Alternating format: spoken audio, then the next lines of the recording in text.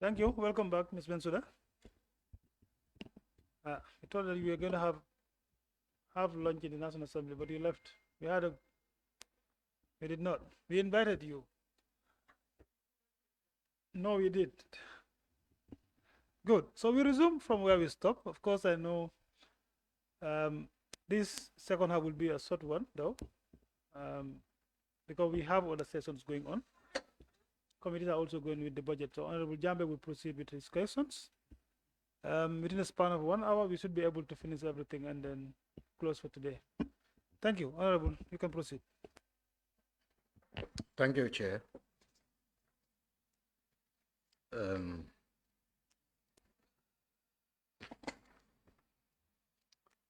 Ms. Bensouda,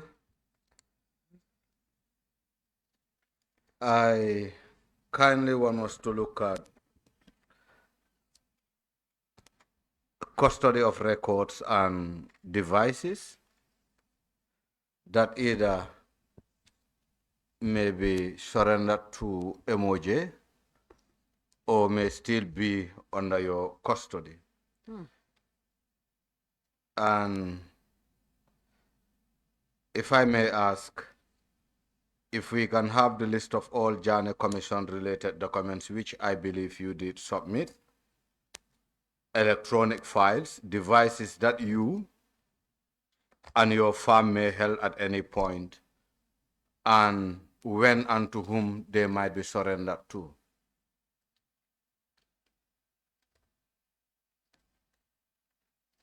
I have given you the files that I have. These are my work files. As counsel, I open a file on every subject. The file contains notes. It contains copies of exhibits. When I tender documents at the commission, the secretariat takes charge of those documents. They never come back to me. If I want a copy, I ask for a copy from the secretariat. So I don't have custody of any official file. What I have might be when we were writing briefs, copies that I made, some of them are in my file. I've provided what I have.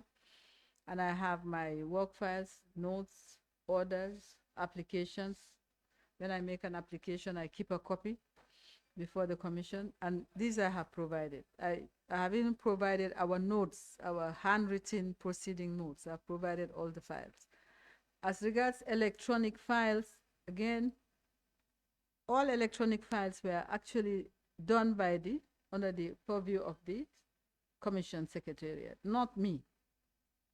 So they were handed over to the commission when they were ready. And what I recollect is that the electronic files, there were 3 electronic cassettes, discs. I think they are discs of all the work that Homeland Security did in terms of digitizing the exhibits. I don't know when National Records Office finished. I can't remember what happened to their digital records, but they should have it.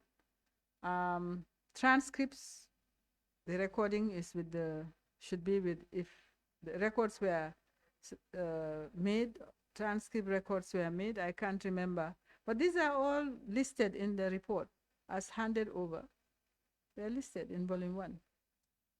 So I don't have, for the record, I don't have any records of the commission. Whatever I have is what I copied or made for my purposes, and I keep as my case file.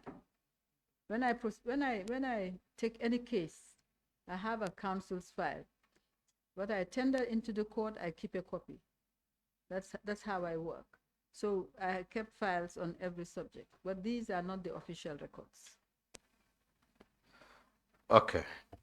I'm asking because I think there are certain materials that were needed and we couldn't really still lay hands on them, but as we progress, we will get to those things.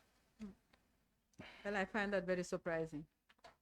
Because after we submitted the report, I packed up my office and left the secretariat. They were supposed to come. They were supposed to wind up. That's their job. They are the custodians of all records. So this is why we're trying to verify with you as well, just to ensure we're all on the same page. Yes, so just for clarity purpose, Do you know the status of any laptop, external drive, email accounts, servers used for the commission work? No. No, I took my own laptop from my office. Anything that belonged to the commission was the responsibility of the secretariat. My staff also brought their own laptop for their work, for the work we did. For the work of the commission? For their work at the commission, yes. At the My staff, commission. the commission did not supply me with any device, whether it's any me personally with a device. Them, I don't know whether the state council had their own laptops. I can't remember. But from my office, I had my own laptop. My staff from my office had their own laptop. Even the interns that I later on engaged to help with the summaries of the evidence had their own laptop. Okay. I also understand that from the council and as well as my colleagues who ask about some detailed cost, more especially around how some of the staffs were paid, more especially staffs that were recruited through your firm to support in the process of the commission. I think we will appreciate to understand in terms of staff, logistics, equipment, were borne by your firm versus the state. Clarify whether any reimbursement or markups were applied. No, I was paid monthly. $450,000 is net. That was the only money I was ever paid. Neither I nor any of my staff received anything by way of allowances or honorarium. Counsel that came with me were paid by my firm, from senior associate counsel and all the interns that came, and I think altogether there were 6. They were all paid by my firm. So in the end, I just wanted to finish and leave. So it didn't matter to me. So I just told the firm to pay. What about other costs that may be incurred in the process of their work? How were those costs actually covered? Like what cost? For example, having a counsel from your firm traveling outside the Gambia to conduct investigations, how were those costs covered? They were covered by the government. They were covered by the government? Yes. And I did not submit it through the commission. I made a recommendation for these 3 countries. I would have done more if money was available, but money was tight. So I made a case. The Ministry of Justice should have those letters. I made a case, for instance, we needed to go to an investigating team to go to the embassy in US because of some of the information we are already getting, the evidence that a lot was being done from the embassy in US by the president or through the embassy. So I wrote to the Attorney General and Minister of Justice, or the Solicitor General, one of them, and made a case and submitted a reason and justified why a trip would be useful. And I recommended the composition of the team. So each team was led by a lawyer paired with an investigator.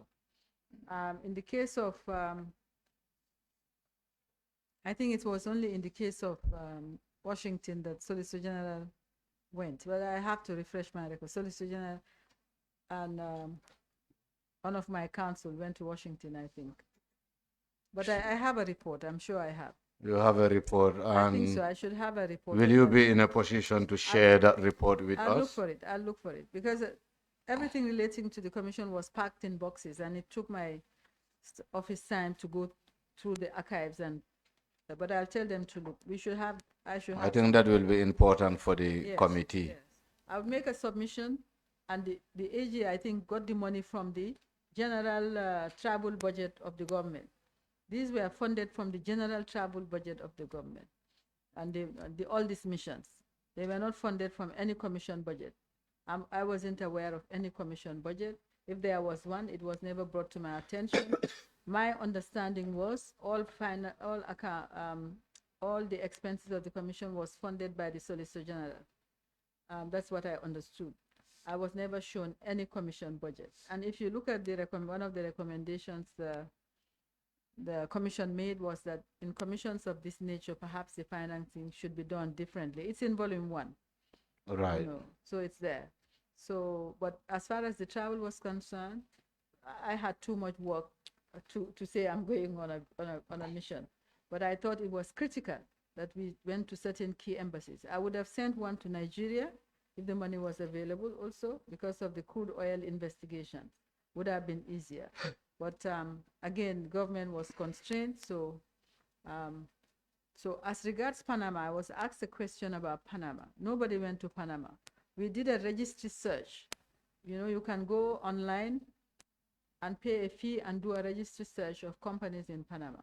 When it was not yielding anything that was useful, we suggested that we hire a law firm in Panama to do the investigation. The law firm, if I recollect rightly, said they could do it for $5,000. I think somebody must have seen that or heard that. That's what I reported.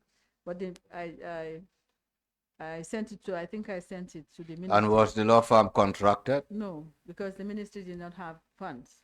The same with Morocco. When the team came back from Morocco, their report suggested that there were properties in Morocco. So the question now would be we needed to hire experts locally for them to do the investigation. But unfortunately, there was no money as well. So that's where that one also ended. We would have also liked to send a mission to Hong Kong, because there was evidence of this Hong Kong visas or government passport projects. There is a whole volume on that, but there was no money to send anyone to Hong Kong. So therefore, the recommendation generally was that the government should follow up and do this investigation. Coming back to the staffs that were recruited or recommended through your firm, will you be able to yield on the number of staffs that actually participated from your firm? It's in volume 1 actually of the report. The report recognized all those who participated, and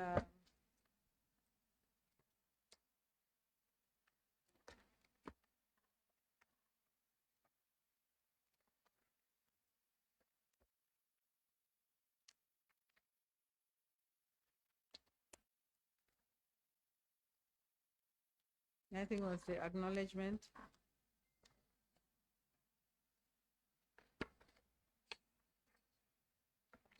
So if you look at page 3, acknowledgements, this is the Commission's report. You'll see the 4th paragraph. Yeah. It starts with the indefatigable. So you'll see there were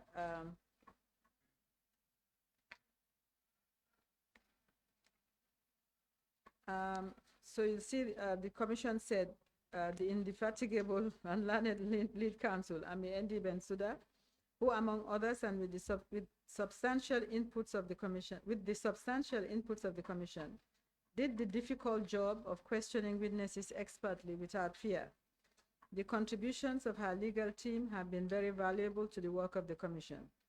There were changes to the team during this period, but we would like to recognize the contributions of, and the names are listed. You see the names? Yeah, I see the names. I just want to know the numbers. So you see the first name, second name, third name, fourth name, fifth name, sixth name. Were all from my office, as well as if you go to the last 2 lines, you'll see the 7th, 8th, 9, and 10. Altogether, my office provided 10 lawyers at different times. Okay, your office provided 10 lawyers. 10 lawyers at different, not at the same time, but at different times, yes. I just want a better understanding. Having 10 lawyers hired from your firm through a recommendation that you made? They were not hired by the commission. I hired them to come and assist me. You hired them to come and assist you. Yes. But then they have no connection or obligation in terms of either government contracting or hiring their services. The government had no obligation. So, from an ethics point of view, do you think it was ideal to expose individuals to government confidential files who have no binding contract with the government? That's a good question. The commission, okay, the commission, as I said, is a mechanism. I was lead counsel. I brought an assistant, which was part of the contract that I could bring an assistant. Now, the records that they were asked to summarize were already in the public domain. No, there was nothing the commission considered that was not already tendered in the public, in the public space. So there was nothing confidential about it. In other words, they were just like they were interns for me. So they were part of my firm. They were bound by their contracts with my firm. So they came to assist me. So they were part of me. I took responsibility.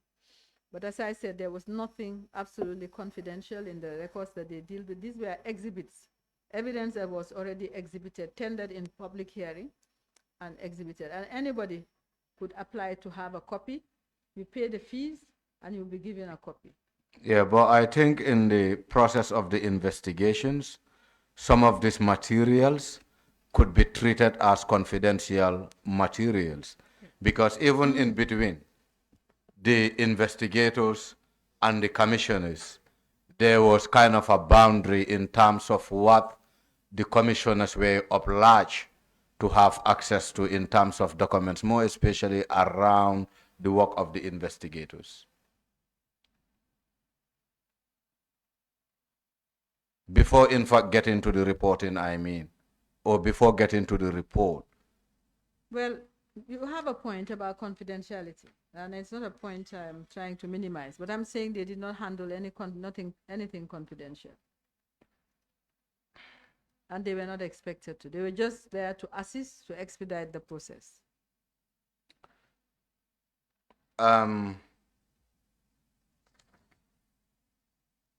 Will it be right to say you and your office were effective center of coordination for the parts of the sales process?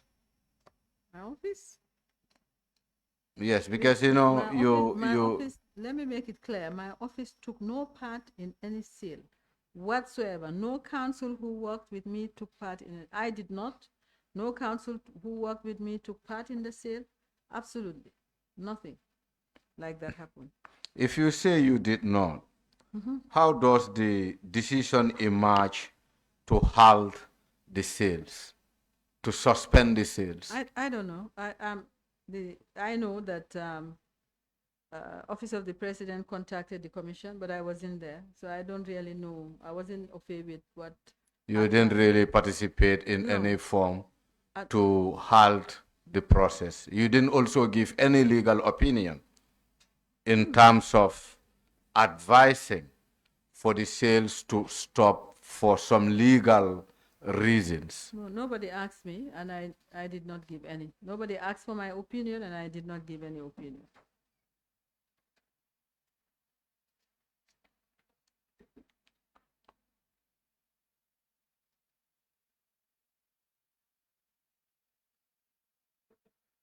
I think it will be, I know you were asked about this, but it will be also important to have a clarity on this matter. Comment on evidence that Secretariat officials felt sidelined or overruled by the lead counsel on matters of administration and record keeping.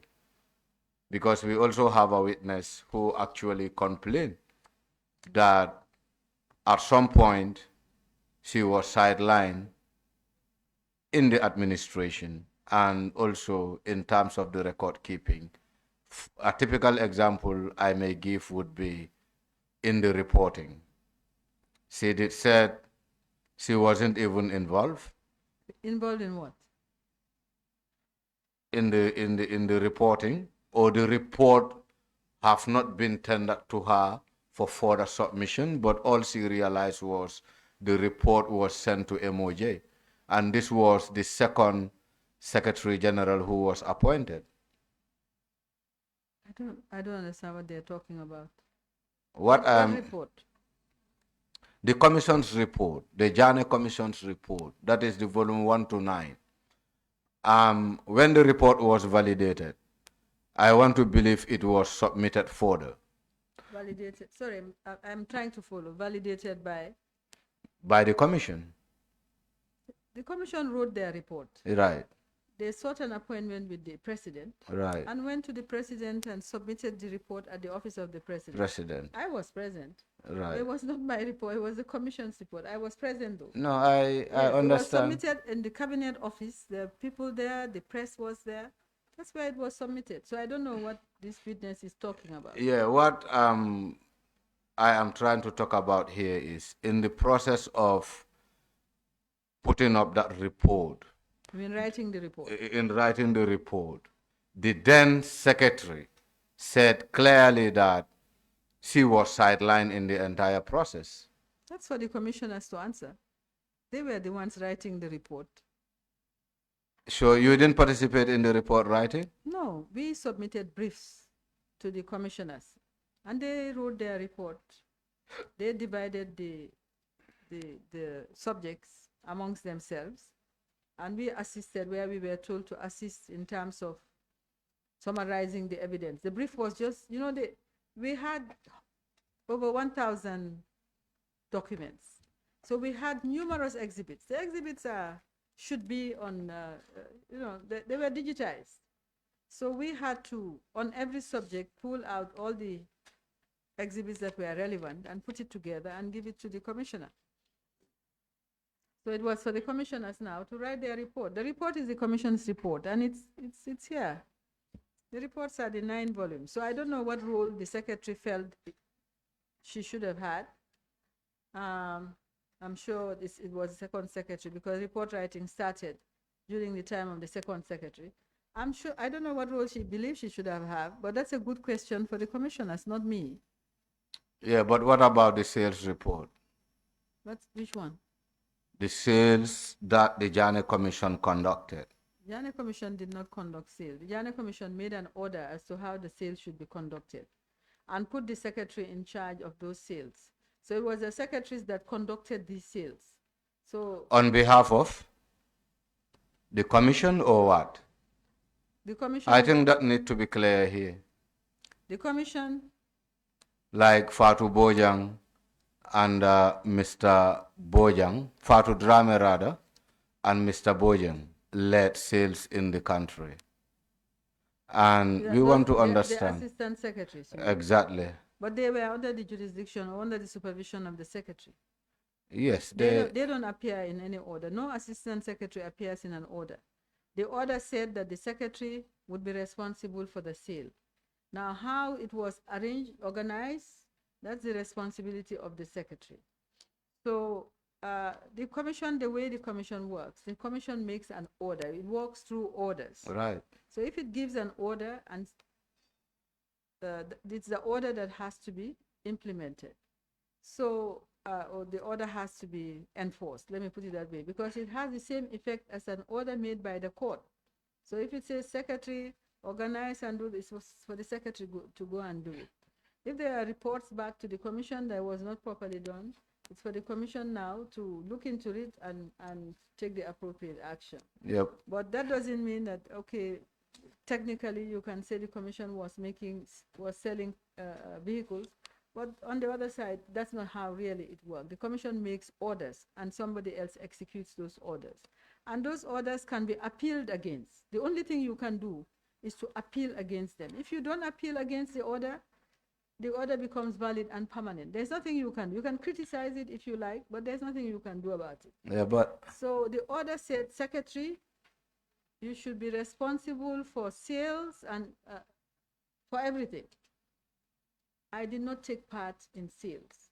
So these questions about sales, I'd like to help you, but we did not I didn't have time for sales in the first place. I had too much on my head. That's why I hired all these interns to come and help with summarizing the evidence. But sales I have nothing to do with, and I don't know anything about it. Yeah, you might not really have something to do with the sales, but having the fact that the order emerged from the commission, and also those that the responsibility was bestowed on were also staff of the commission. They're not outsiders. So this is why I'm putting this question to you, knowing the fact that you were the lead counsel, and that order cannot come without the involvement or the participation of the lead counsel. So I want to believe it will be also fair to seek clarity from the lead counsel to understand better. This is why I am asking, in the process of the report writing of the sales report, were staff within the secretariat exempted from the process, as claimed by one of the staffs? The secretary was responsible, and the secretary's team. The secretariat was quite distinct from lead counsel's office. I understand The that. secretary was responsible for the sales. But they work hand in hand. No, we didn't work with them as far as the sales were concerned, because the sales is not illegal. Going to sell vehicles is not what lawyers do. It's not part of our legal mandate.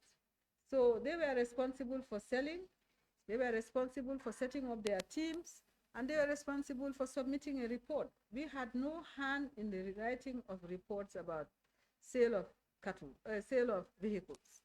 Cattle certainly was outside so we had nothing to do with reports. Nothing whatsoever. Okay. So I don't understand how anybody, secretary or assistant secretary, can come here and say they had no hand in writing. Yeah, because if you are saying the secretary was leading that process, yes. From what we gathered from her, she did say she was not involved in that report writing. And it appears as if someone was upholding that particular responsibility in terms of authorizing who should do what and at what time. Well, I don't know anything about that. To be honest, I don't know anything about that. She was in charge of the process after the first secretary left. The order never changed. And Honorable, I believe the assistant secretaries were set up as the operational whatever, and she remained responsible for the sales. And I don't know who wrote the reports, but yeah, they must have been signed. The reports must have been signed. yeah, Honorable Chair, I want to just comment to give some guidance and some clarity.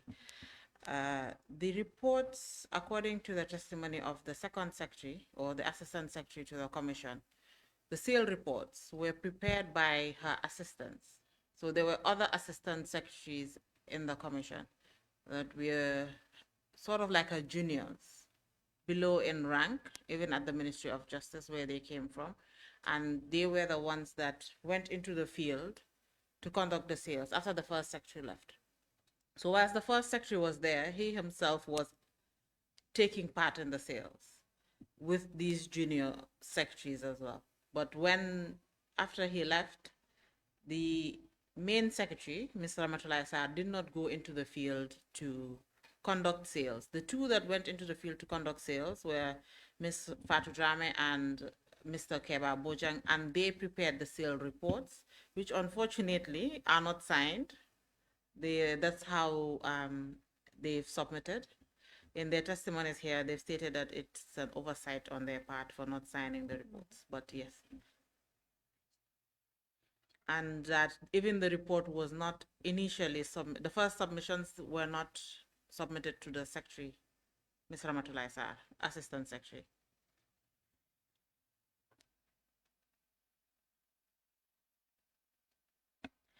Yes, so in this context, it is the seal reports that are being mentioned, that she did not take part in the seal reports, not the commission's reports. So I just wanted to make that clarity for the record. Thank you. Thank you, Counsel. That's correct. That's correct. Thank you, Counsel. I was not going to come to this, but I think we are not still clear. That is, as to how investigations were directed. And if you can guide the committee, how were investigators directed, who actually decides, and how did the commission actually came with a list of potential target witnesses to be investigated. I think if we can get clarity on that would definitely help.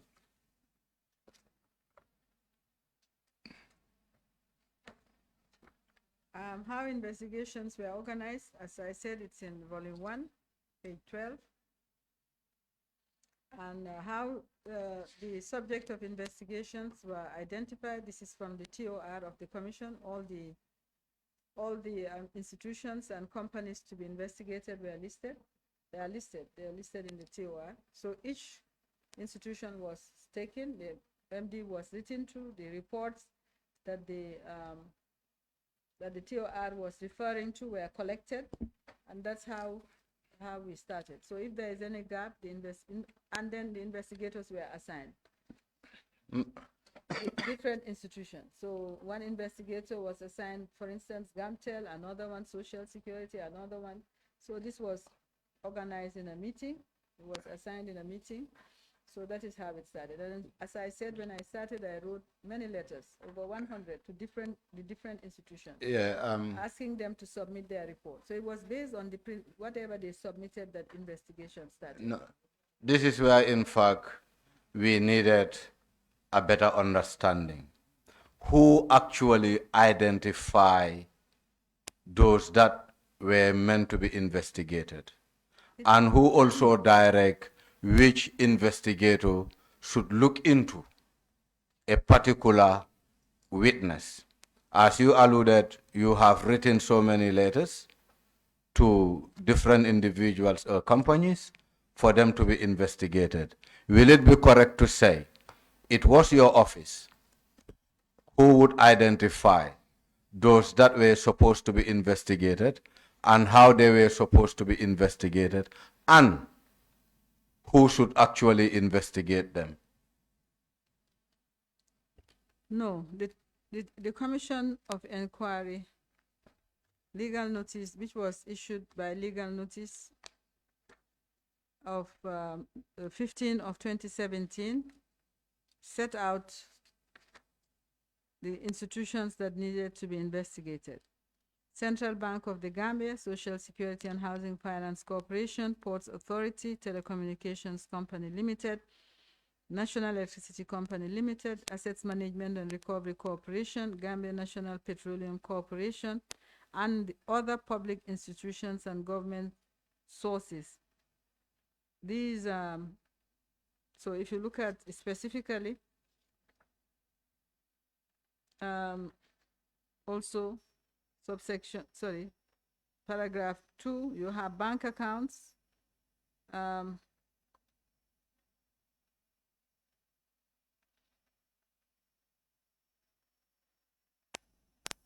were open. So 131 known properties, 14 companies, 89 private bank accounts. So there was also a schedule. So these are what needed to be investigated. Now, in terms of the assigning investigators. When the investigators were sent, some of them had already started investigating certain aspects.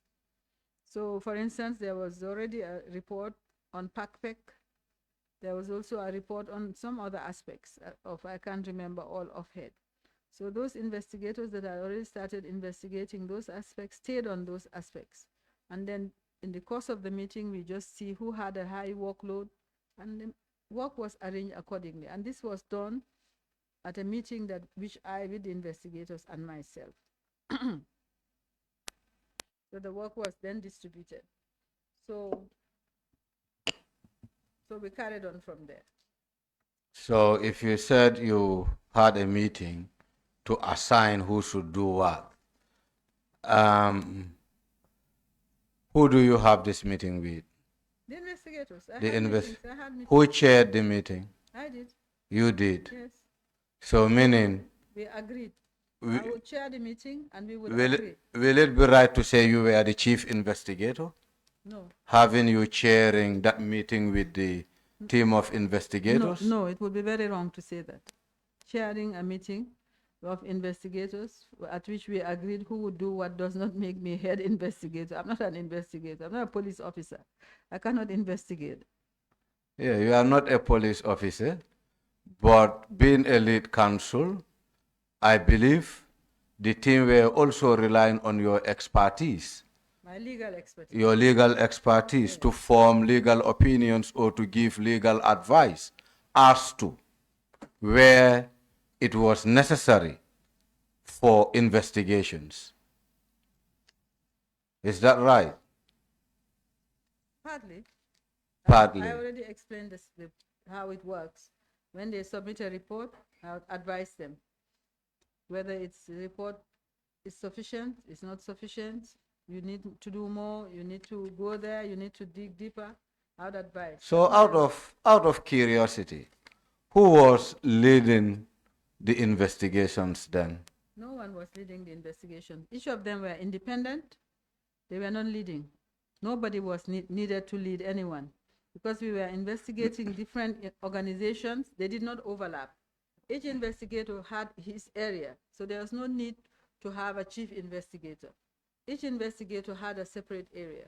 But there must be a line of reporting and also a line of taking instructions or authority in terms of what one was required to do. No, there wasn't. It was a pan. We worked as a team, as a group.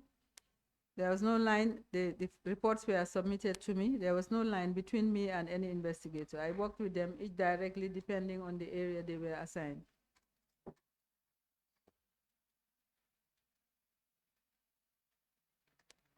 Who prepares and coordinates the asset declaration form for close associates of the ex-president?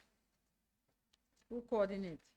Yes, who prepares and coordinates the asset declaration forms for close associates of the ex-president?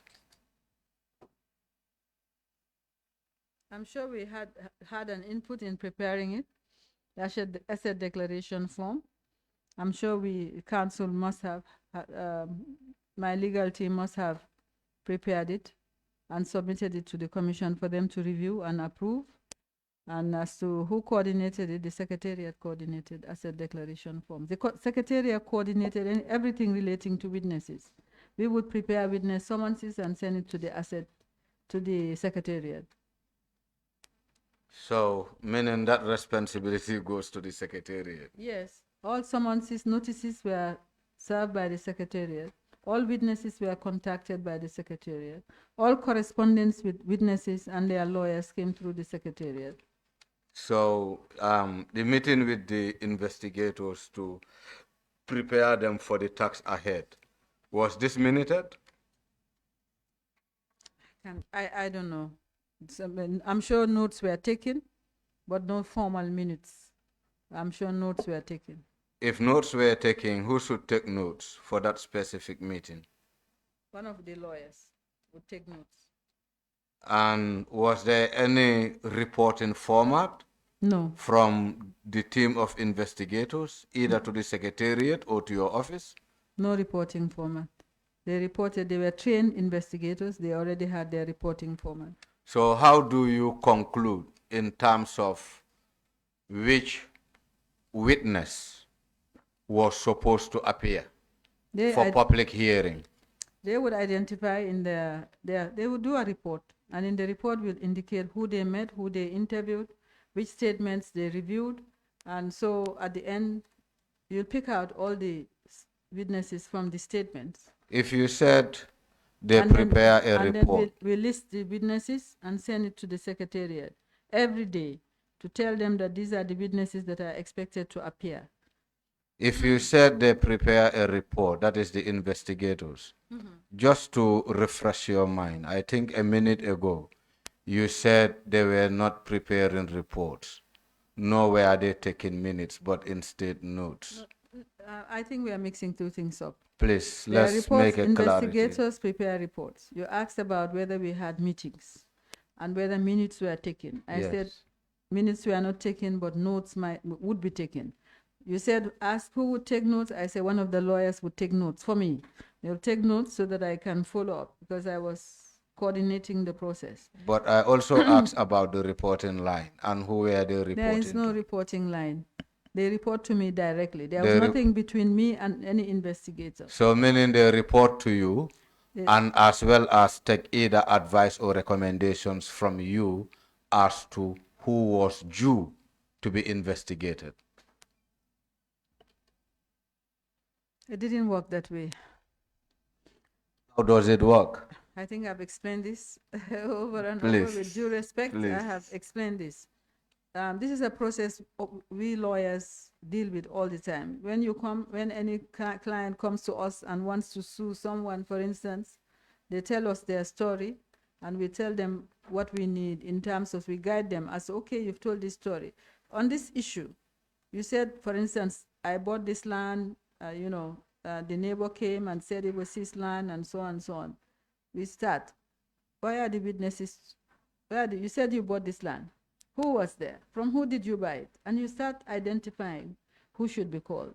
Now, the police investigators are trained. So when they go and inspect, like, for instance, let's say Pakpek, there were reports that were about tax, that there was a, so you have a report. They look at the report, they see, identify the persons who were involved throughout the report, persons who are responsible or not responsible, persons who are involved, and they list them out. And from that list, they, in their own opinion, will conclude and say, in their conclusion, they'll say from this, that, and that, we believe that A, B, and C ought to be, statements ought to be taken from A, B, and C, or further investigations need to be done. It depends on the conclusion. And from that, I, as a lawyer or one of my team, will lead the report, and we will form our conclusion as to who needs to be called to make a statement, or who needs to be called to come and give evidence, to testify. So that is how it works. I think, this is even my point. Yes. That is to say, witnesses that were supposed to appear for public hearing or for their statements to be obtained.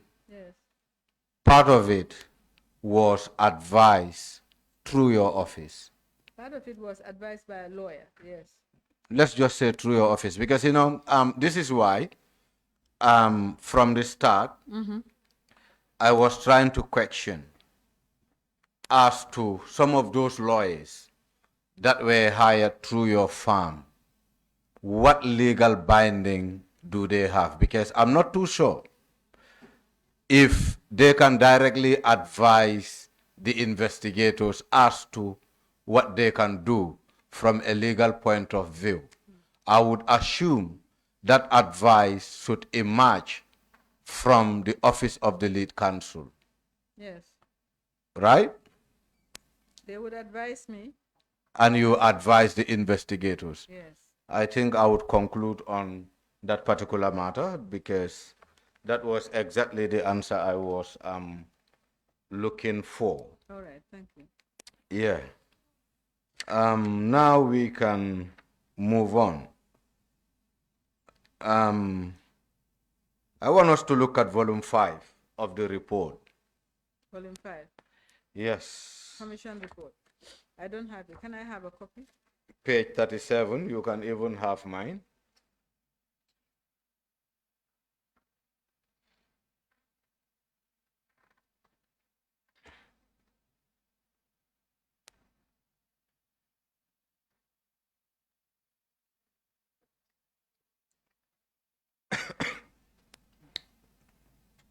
In volume 5,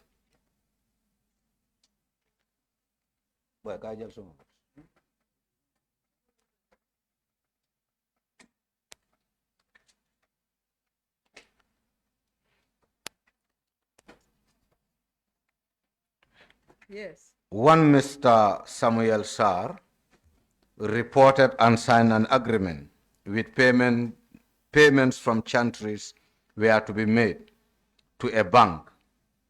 That is, I wouldn't like to read the bank number actually. Bank account, whatever, held at the United Overseas Bank 2, Kwedida Begus, 1211 Geneva, Swaziland.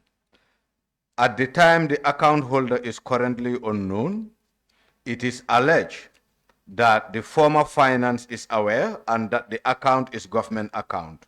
What actions do you take during this moment of investigations with regards to this specific bank account? I can't remember, but the findings and recommendations are at page I think 40. you can look at 37. 40 and 41. Okay, good. I can't remember whether any action was taken. But the findings and recommendations are at page 40 and 41 of the report. Yeah, but will you be able to tell us about this account? No. If findings were made or if findings were not made, why findings were not made? No, I can't tell you. You'll have to ask the commissioners.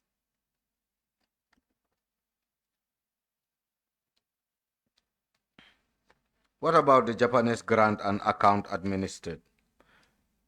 Whatever was found on the Japanese grants and account is in the report. Yes, I understand it's in the report. Yes. I understand it is in the report. You know, Ma, we could read the report without really having you here. The reason why we have you here is to give us a better understanding on the content of that report and also your participation in the process. So I will definitely indulge you to provide us answers to the effect. I will try my best.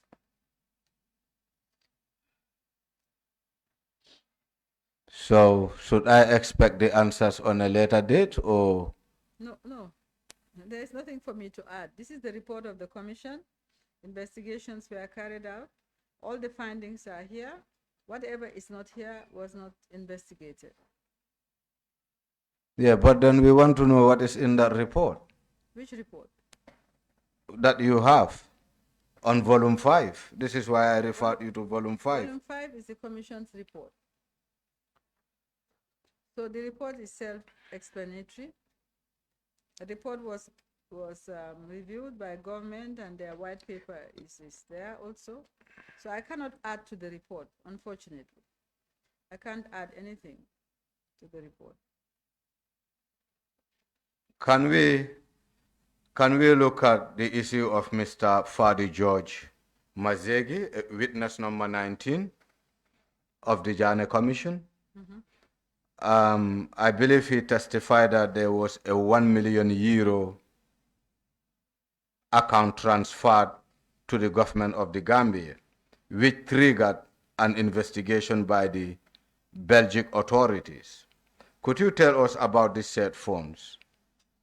No, it's 7 years ago. I can't tell you. Whatever is in the report. It's in page 33. I can also refer you to page 33. Yes.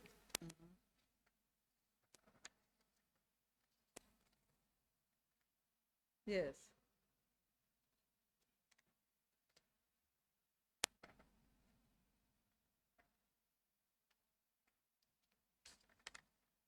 Yes, I see it. What's the question? Yeah, the question is, we just want to know what really triggered an investigation around that particular transfer of funds to the Gambia government account, and what would that account look like? Was the transfer done? No, Mr. Fadi Magezi, note, Mr. Fadi, Judge Magezi, witness number 19, testified that that 1 million euro transfer to GTG triggered an investigation by the Belgian authorities. Note 94, transcript of Monday, 25th September 2017. So this is merely quoting what Fadi Magezi said in his witness statement. I think it's in relation to page 32. December, there is a table right at the bottom. It says 1st December 2011, Global Trading Group NV paid as an initial deposit in November 2011 for securing the purchase of Boeing 757 Global Trading pro forma invoice number 1 million.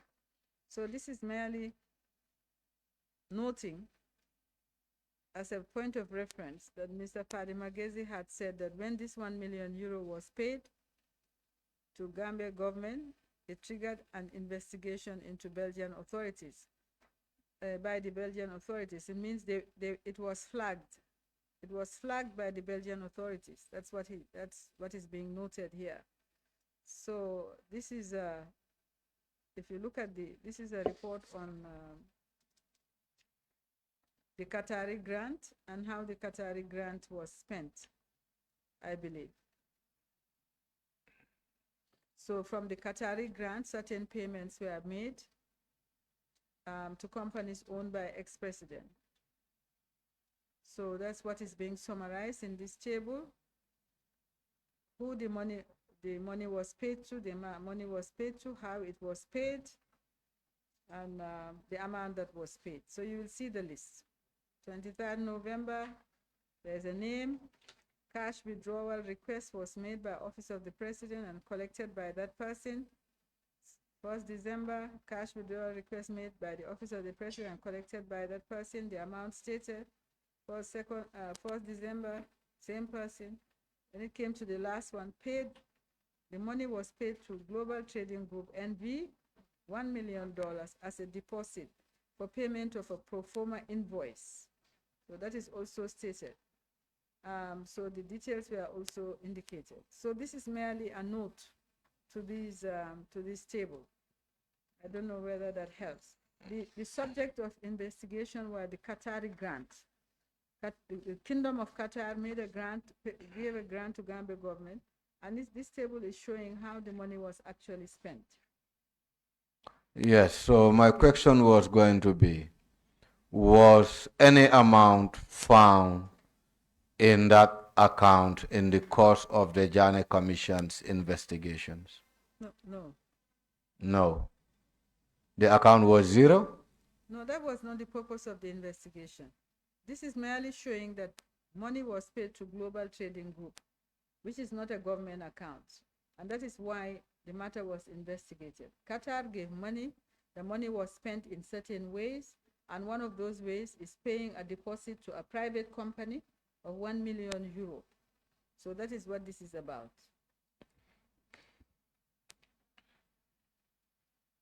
Okay, I have very few questions now.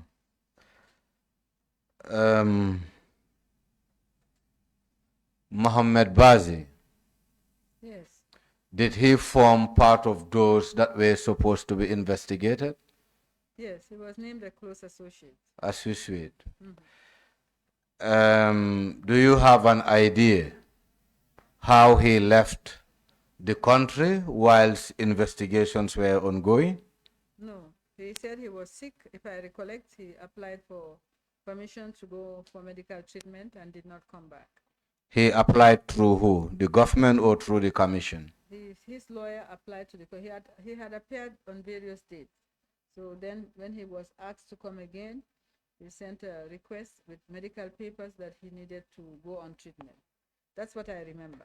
Yeah, When he left, he did not come back to the commission. He applied to the commission. he applied to the commission. Just like when you summon, and he applied and said, you know, this time he cannot come because he has to go on medical treatment. So that was that application would be addressed to the chairperson of the commission or to the lead counsel? no, to the chairperson of the commission. To the chairperson. It was sent to the secretary. Addressed to the, it would be either addressed to the secretary or the chair, but it would be to the commission. Everything that was sent to the commission was addressed to the secretary. It's in volume 1. So at this moment, was Mr. Bazi having an access to his passport, his travel passport? Was it seized or what? I can't remember. Can't remember whether his travel documents were seized. I want to believe the passport was seized, just to give you a refresher here, because I would want to know, or we would want to know, how did he obtain that passport, considering the fact that he was listed under those who were supposed to be investigated? I think it will be important to I understand. cannot remember with seizing the passports of Mr. Bazi being seized. I'm not sure I can remember. But there must be an order allowing him to, you should be able to have access to that order, allowing him to travel. But if passport was seized, it would be Chair. It would be with the secretariat. I want to apply that. We get the application that granted Mr. Bazi to leave the country on health conditions. I'm not sure he was here. I think, but you can check it. I think he might have been abroad and then sent an application that he cannot come because he is sick. But the details are hazy. And So, Honorable, so if that application is made to the chairperson, of course we'll have the chairperson. We will take note of that. Yes, definitely. It will be sent to the. yeah, because that is my confusion here. There should be Chair. a transcript. You look for the transcript. That's If you fine. have the transcripts, since you We have will- the. We're showed supposed the to have the chair. transcript of The chair Mr. will be coming, so we'll take note of that. Yeah, because what confused me, Chair, is Mr. Bazi formed part of the list of those that were to be investigated, and his passport was seized. Now, the question is, how does he leave the country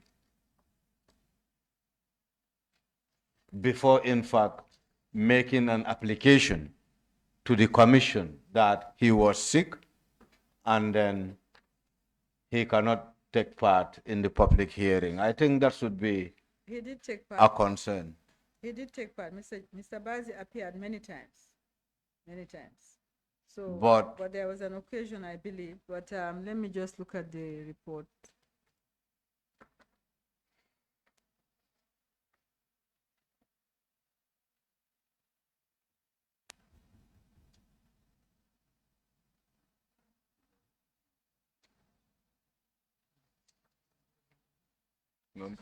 It's not in the report. But they were very active. They not only took part, but they went to the Court of Appeal. They appealed against all the commission interim orders, both him and his partner. They went to court throughout the process. They challenged the commission and their rulings from the courts, the Court of Appeal on their applications. So they're very active. They cooperated fully. But I remember that after several appearances, I think finally he did rise to say he was sick. That's what I recollect anyway, off head. But if the passports were seized, then the secretary had them. We don't keep passport, lawyers as the lawyers. If there was, but I can't remember. But it might be in the hand of the investigators. No, the investigators don't take part in commission proceedings at all. They did not take part. So, meaning, if the passport was seized, it should be in the hand of the secretariat. Yes, if it was seized by the commission, Yes. but I can't remember. It was seized, actually. Okay, I can't remember. It was 7 seized. years. I can't It was seized. From the tip, in fact, we got, even the day he was leaving the country, there were 1 or 2 calls made to inform members of the commission that Bazi was leaving, and also to give members of the commission a tip that Can't remember. how he obtained the passport to travel out of the country.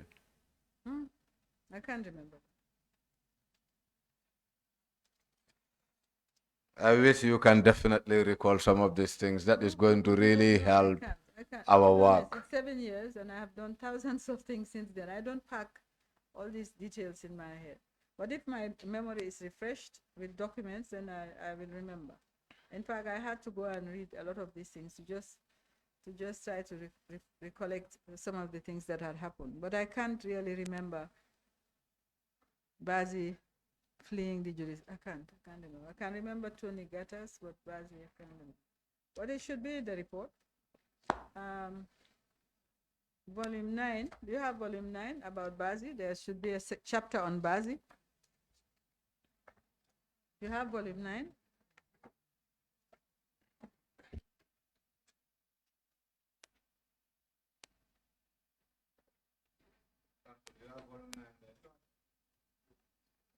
Volume 9 contains a summary of the reports on every individual, close associate. I think it's the close associate volume.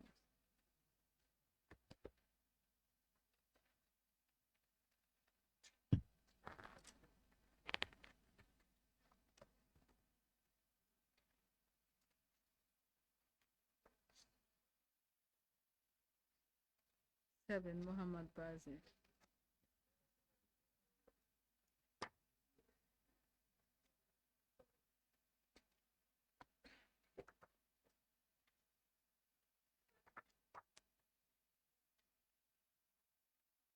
To 27, 277, Bazi.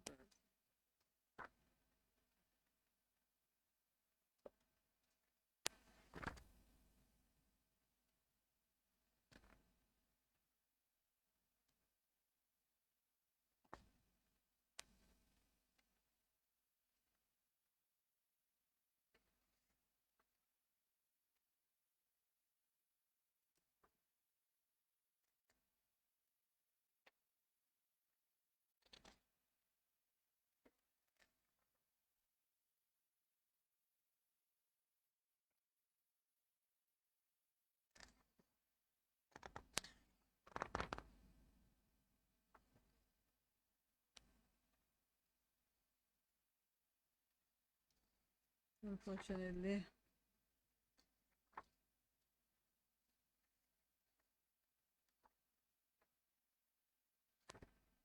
Yes, page 123, you have Muhammad Bazi.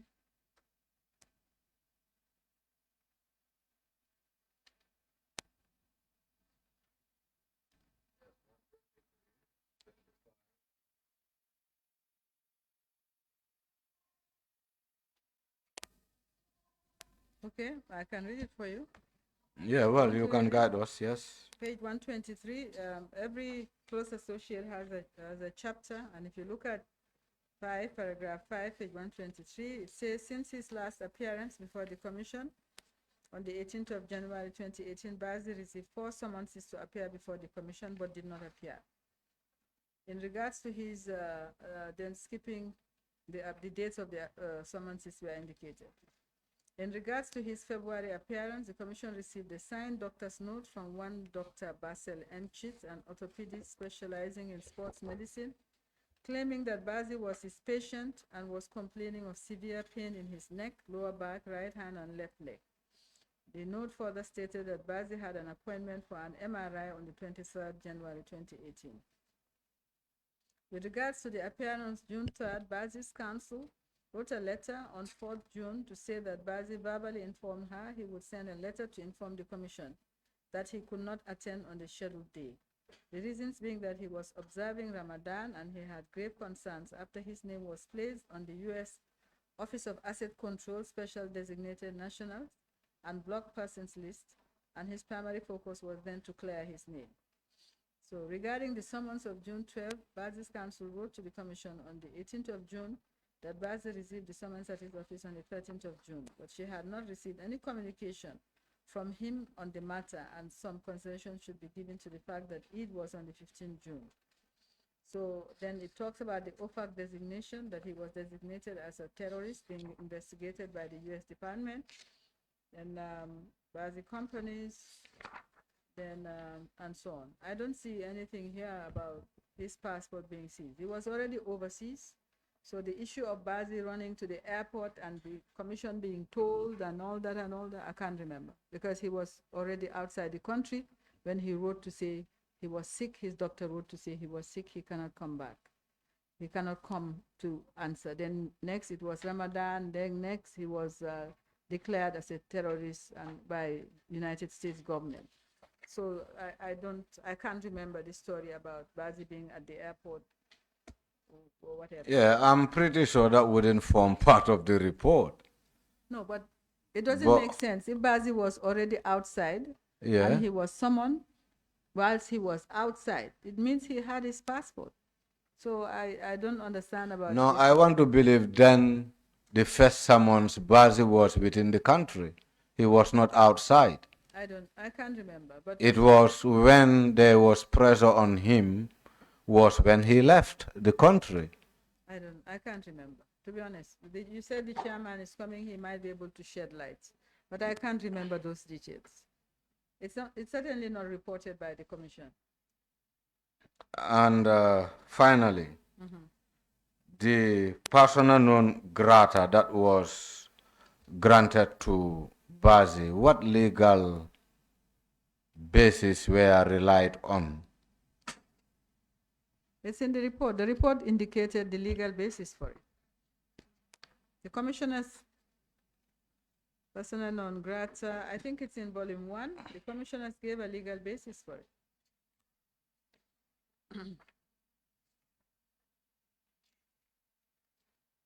I think volume 1.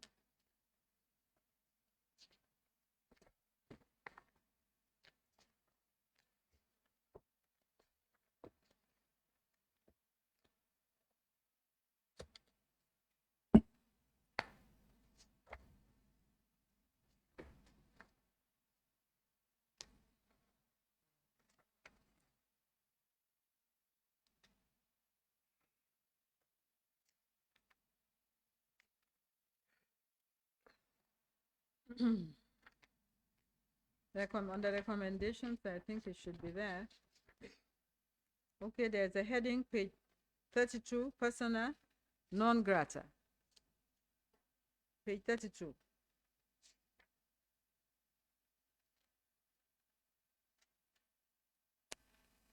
And the paragraph reads, the evidence shows that the persons mentioned below are all non-citizens and virtually non-residents of the Gambia. They were painfully exploitative and contributed nothing or very little to the economy or welfare of the Gambia. Most have no respect for Gambians or Gambian institutions. In their quest for wealth, they focus only on profits, mostly unlawfully obtained through bribes and other illegitimate means, including collusion with ex-President Janneh. They greatly contributed to the near ruin of the Gambia. We therefore recommend that the following persons be immediately declared persona non grata and be specifically banned from the Gambia. On top of the list is Muhammad Bazi, and there are about 11 of them. So that's the justification that the commission gave. Okay, with that justification, what were recovered from these people in terms of assets, in terms of bank accounts, you name it? Well, that question has to be put to the government, because we made recommendations and it was for the government to do the recovery. Yeah, but I believe as part of your recommendations, you were equally specific to say A, B, C, D were their belongings and they either need to be forfeited or so. Or the government was just blindly seizing some of their assets without a prior knowledge of what really belongs to them? I don't know. As I said, whatever the commission recommended is in the commission report. Regard to each one of them, it's in the commission report. Now, what steps the government took in relation to the commission's report with respect to these people, I don't know. Yeah, no, I understand it forms part of the report and all not, but again, I believe that legal advice was coming from the office of the lead counsel? No. Where was it coming from? We, In terms of coming up with a persona non grata and also forfeiting the assets and the accounts? Where was that legal base formed or opinion formed? Honorable Member, Yes, the ma'am. commission were 3 experienced commissioners. I was a lawyer, I was not the commission. This report are the reports of the commissioners, not the lawyer. Every recommendation, every finding, every recommendation was a finding and recommendation of the commissioners, not the lawyers. Yeah, I take no responsibility for any recommendation or finding. but at no point. Sorry, all the reports are signed by the commissioners. The 3 gentlemen who were commissioners, they signed all the reports. So, Ma, yes, I just want to believe that the report that was written by the commissioners, that opinion must be formed by either the lead counsel or the investigators, because it must be the outcome of the investigations that would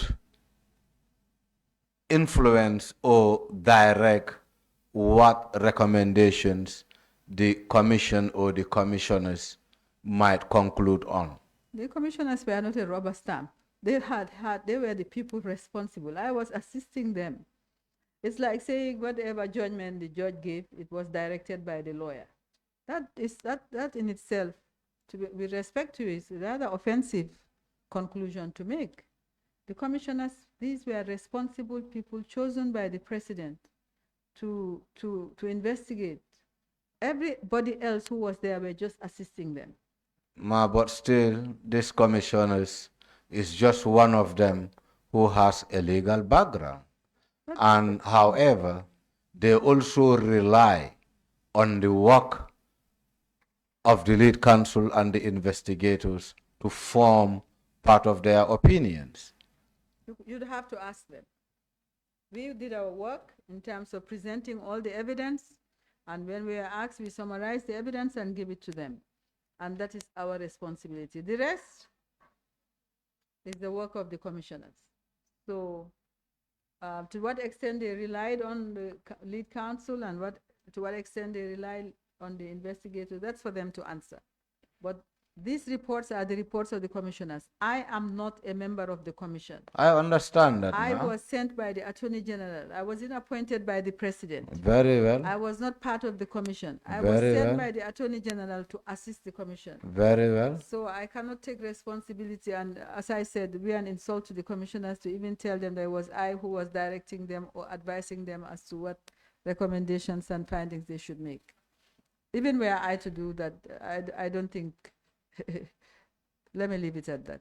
I just want to believe that anything that was legally related, they must sought the advice of the lead counsel's office. They should, but in not all occasions they And would. are you saying they never sought the advice of the lead counsel's office on issues that are legally related? I was there to advise, to assist them, and it includes to advise. And how did I advise? On public record. I made my address in public. I submitted a submission, long submission. It's in the records as to my views about the evidence that was led. I also had to help them summarize the evidence because the evidence was, the scope of the investigations was very wide. So for them to be helped to pull the exhibit, they would give us a list in the morning sometimes.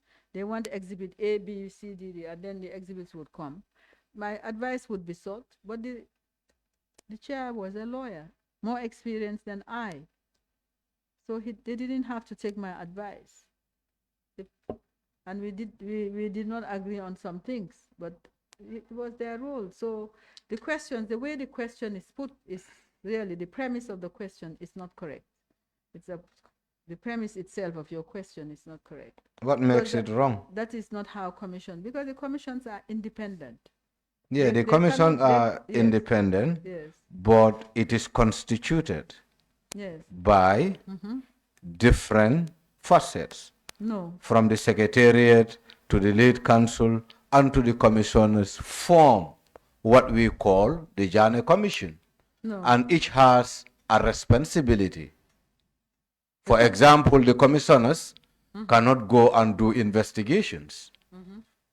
And I'm not even sure if the commissioners can have access to what have been, to issues that are under investigations. So for me, in terms of reporting, in terms of making decisions, the commissioners must sought the advice of the office of the lead counsel. No, they don't have to. They don't have to. No, All right, it's good that they don't have to. the chair is coming here anytime soon. So we will clarify this with him. They don't have to. And if they do, they don't have to accept my advice. They're not bound by anything. No, not necessarily they have to accept your advice, but necessarily they need to sort your advice as a team. No, they don't have to. I present the evidence and I can give them my opinion. That's the brief. This is my opinion. And they can ask me, Counsel, do you have an opinion on this? I can give them my opinion. But just like all impartial tribunals, it's just your counsel is going to be helping you, I'm sure, putting the report together. She can have an opinion. You don't agree with, tell him, look, we don't agree with you. You know, but you can say, our counsel, perhaps your chair is not a lawyer, you are disadvantaged. But the chairman, that's why the chairman, the constitution says the chairman has to have the same experience as a judge of the high court. So that would be for a commission of inquiry. Yeah, that's what I'm saying. Not a special select committee. No, that's what I'm saying. I'm just drawing parities. The judge, the commission of inquiry, that's what we are talking about. SBS Janneh is the most experienced lawyer in the bar. He had a legal opinion on everything. My role was to actually coordinate the evidence and present it to them. Not necessarily as to give them legal advice as to what they're supposed to do. No, my role is to coordinate the evidence, sieve the evidence. Otherwise, they can be there for years going through this file, this report. I am there, I coordinate the evidence, bring it, sieve it, take out what is not relevant, or bring it all to them and tell them, listen, sorry, I shouldn't tell you. No, you can, ma. Feel you. free. No, sorry, I do apologize. No, it's all right, No, seriously. I do apologize. No, seriously. There's acceptable behavior and there isn't. Now, I coordinate, bring all the documents together, bring the evidence, tender it. Sometimes I tender everything. But then when I come to summarize, I have an opinion. I say, well, this and that. Sometimes I don't. I say, well, this really, we cannot send all these documents to the committee. For what purpose? This one doesn't go to any issue. So I discard it. But my role is to help. That is the help they need, not the help in making a decision. No, they don't need any help in making a decision. Ma, this is even my point. Yes. That part of your role is to coordinate the evidence Yes, that and put it before the commissioners. That I accept. And that you present to the commissioners could form part of the decisions they reach at. They have to look at, that's what they rely on to reach a decision. Perfect. This is my exact point here. Okay, now I understand. Thank you. So all the evidence that's presented is what they will rely on to come to a decision. They'll review the evidence. They might review what I said in my brief. Sometimes my brief is not comprehensive. I didn't address on everything. But they will, you know, one of them was a seasoned accountant. For instance, you had so many accounts. They didn't need a brief on the accounts. So they will go through the accounts, form their opinion, right? Persona non grata, they don't need to consult me. They've seen all the evidence. So they don't need to consult me in making a decision. That's what I'm trying to say. This report is the commission's report. The three of them appointed by the president, working together, came up with this report. Thank you, Chair. Yes. I think, yeah, I think we can close it here. I think Honorable Mr. Janneh is satisfied now. I'm very satisfied. Well, thank you. Thank you, ma. Okay, you're going to close. There's just one thing I would like to raise, if I may. With your permission and with the greatest respect, I must say that thank you for really giving me the opportunity to speak at length. You know, I teach, so I tend to perhaps talk too much. I just want to sound a note of warning, and I hope it will be taken in good part. You do have your mandate, and I've raised this, but I'm not going to raise the very issue that I raised before. I'd just like to point out that we are all working, all the committee, not we, but the committee, the Commission of Inquiry, this committee, and the Commission of Inquiry are all working within a constitutional framework. The Constitution set up the framework for commissions of inquiry. It sets up their powers, their duties, and how their duties could be assigned, and what powers they have. Insofar as the decisions of the Commission of Inquiry were concerned, they were appellable to the Gambia Court of Appeal. So if they are not appealed against, they are binding, and therefore nobody can overturn those decisions. You can criticize them, but there's nothing you can do. But because the decisions are there, that's the order of the commission. I have a sense of discomfort in a committee of the National Assembly bringing back commissioners who are functus to ask them to explain what they did. It's like the committee is setting itself as a body that can review the work of the commission. And I think we have to be very wary of going down that path, because these are voluntary, commissioners volunteer. They are not paid. In fact, there is a specific section in the Commission of Inquiry Act which says that they cannot be paid any remuneration. They can be reimbursed. So what they are given is an allowance. So it's entirely voluntary. They are not paid any salary. And whatever they paid, it has to be by a warrant of the president. It has to be approved by the National Assembly. I cannot remember whether this was done or not. I think we have to be careful that we do not what we do does not operate or have the effect of becoming a disincentive to public citizens serving commissions of inquiry. We have to be one. Secondly, I think the legality of some of the things we are doing, the constitutionality of what the committee is doing is important.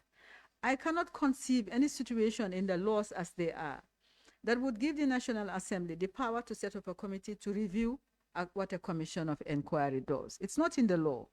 And so we have to be also very mindful of that. Thirdly, I think also, finally, I won't keep you here.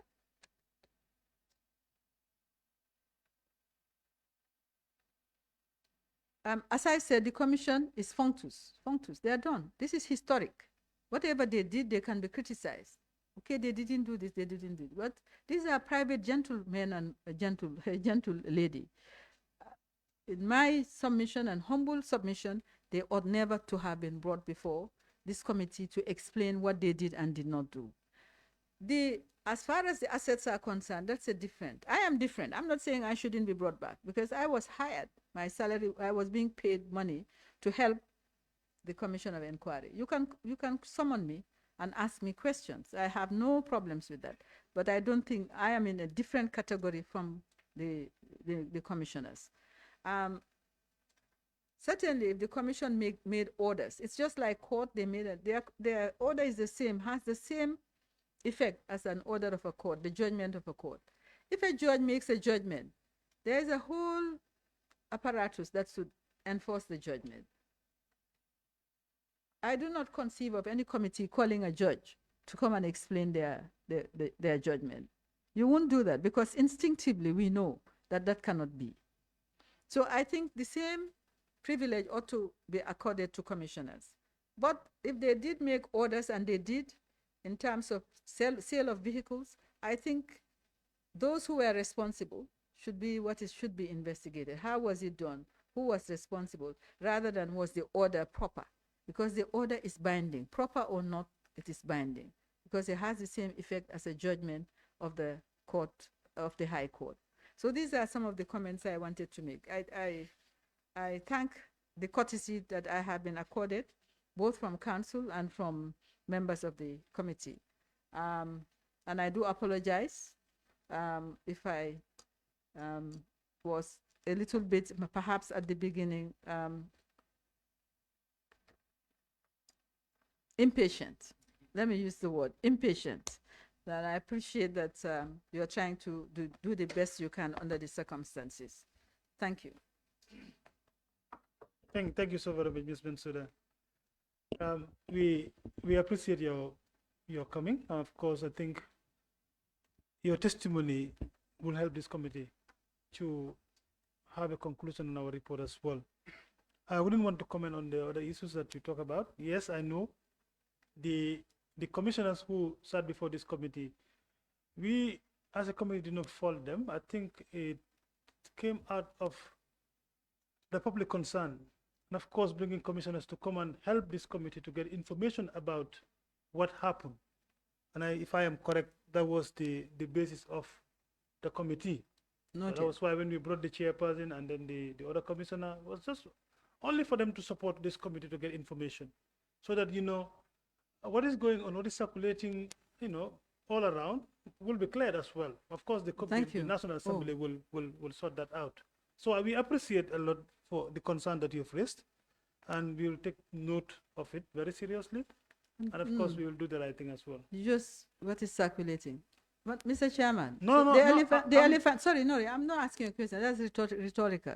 The elephant in the room, nobody asked me whether I bought assets, how many cows I bought, how many vehicles I bought. That is also circulating. You don't have questions about how many assets I bought? I was waiting to be asked. You have been asked now. Did you buy any assets? You don't have evidence Honorable that I Chair. bought assets. I thought you were going to put evidence of the number of cattle I bought and the number of vehicles. Honorable, Yes. I want to state clearly for the record and categorically that the National Assembly and this Special Select Committee in particular does not focus its work or does not lay its focus on or rely on rumors or the questions out there, whatever it is that is out there, to when it brings witnesses to testify. What the committee and the National Assembly as a whole relies on is the evidence that it has received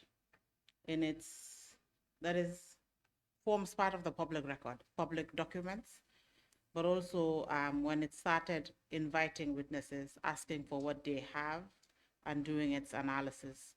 And that is what led to every single witness that has sat in that chair you're currently sitting, or those that testified online.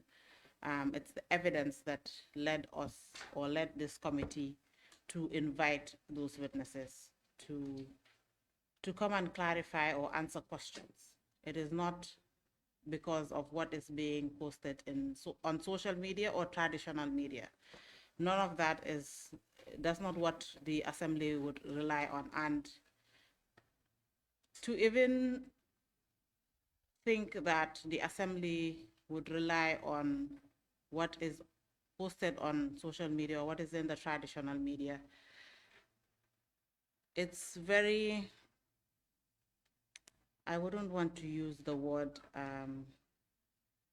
it would be disheartening to think that anyone would think that the only reason some witnesses are brought before this committee, it's because something is posted on social media or something is said on social media. Any question that is asked here is objective, and in the 4 or 5 days that you've appeared before this committee, if a question about your role or whether you've purchased any assets did not come up, it's because the committee does not deem it relevant to ask.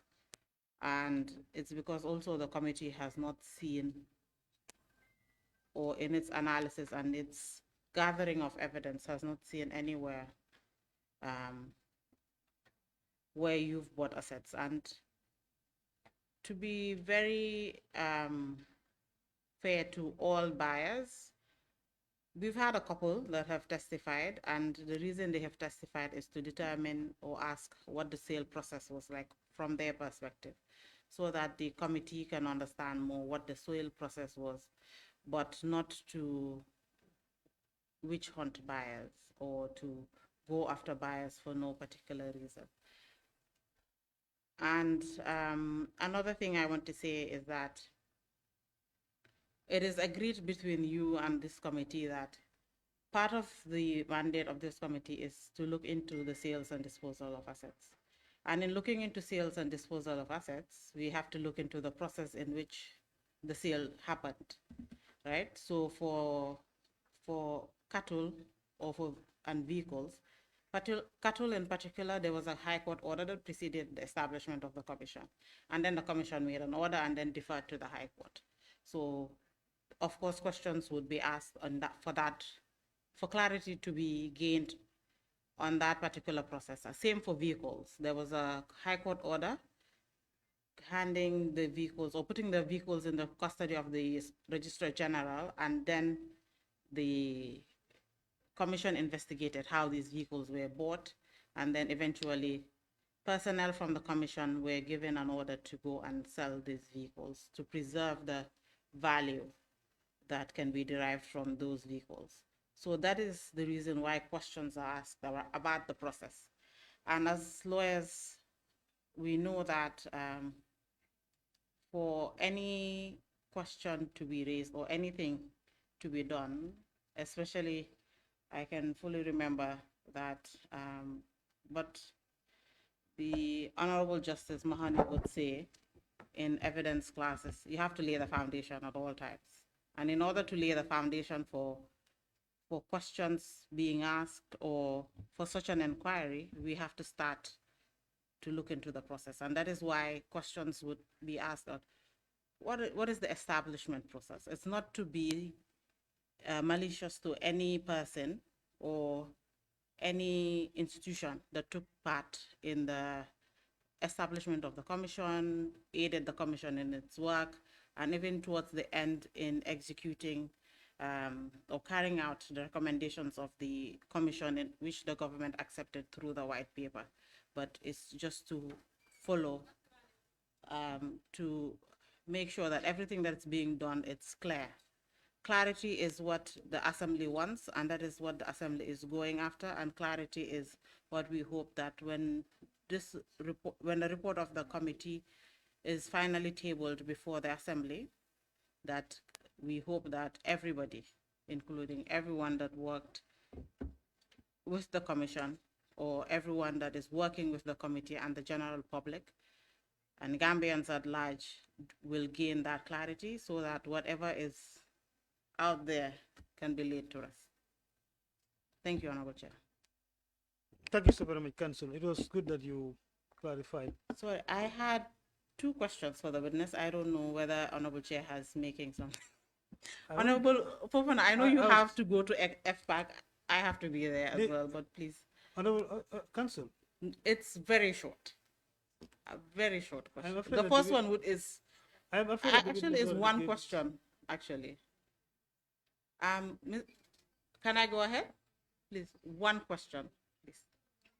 You can go ahead. So, Ms. Bensouda, this question is tapping into your experience as a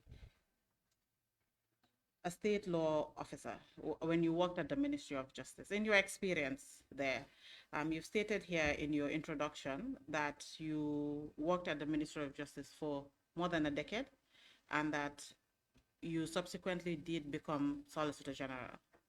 There's a question that has been hovering on my mind since the work of this committee.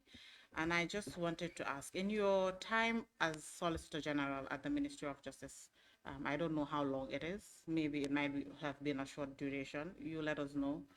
Were you ever involved in land transactions, as in the Solicitor General selling land on behalf of the government. Selling land. Yes, As Solicitor General. yes, Selling land on behalf of the government. yes. Is this something that you've ever I experienced? can't remember. I do remember that the Ministry of Finance can be set up to sell land because there was a point when I think the thinking was that instead of allocating land for free, land should be sold. Okay. But if I recollect also, there was an issue with what happened, and then there was the Mahoney Commission to actually investigate how the land was sold from the Ministry of Finance. Okay. But never the Ministry of Justice. Ministry of Justice doesn't have a mandate to sell land. Thank you very much. The Ministry of Justice will prepare legal documents, but the mandate to deal with government assets usually floats between the Vice President during that period. Yes. Like all mortgages would be signed by the Vice President, and sale of land is very rare. As I said, this was but that would be signed by that would be the Ministry of Finance that would sign the agreement. But preparing agreements, yes. Of course, perhaps you're asking about privatization? No. Okay. Yes. So. And I was Solicitor General for 4 years. For 4 years. Okay. Thank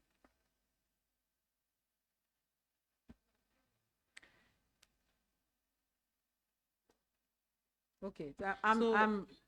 You have a follow-up? Yes. Okay. But if Mr. you wanted Chair. to say something, then maybe. No, nothing related to To the question. I don't think so. Okay. Just the last one, I promise, Honorable Chair, is that the process of selling land for government, and we can see that in the reports of the Commission, particularly is it Volume 3, if I'm not wrong, which deals with special landed. All land, yes. Yes. The landed properties, the volume that deals with that of the report. There are recommendations for landed property to be sold by the government, which the government to some extent has accepted some of these recommendations of the Commission. Yes. Now I know the report is the report of the Commission, but yes.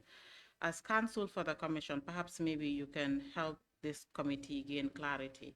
And what was the Commission foreseeing when it came to the process of selling land or selling land?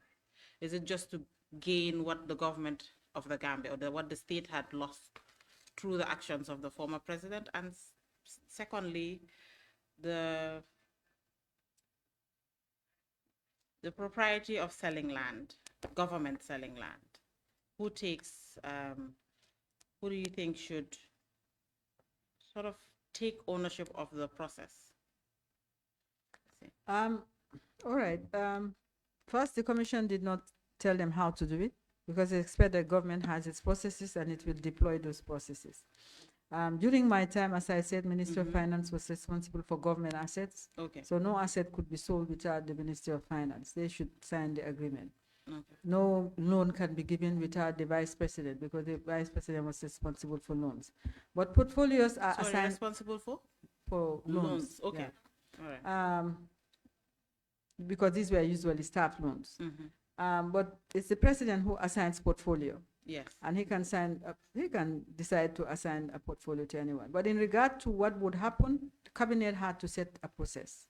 But that is what I would expect, that the Commission had made recommendations and Cabinet should set a process as to how those recommendations should be implemented. Okay. And I hope that's what they did. I hope so.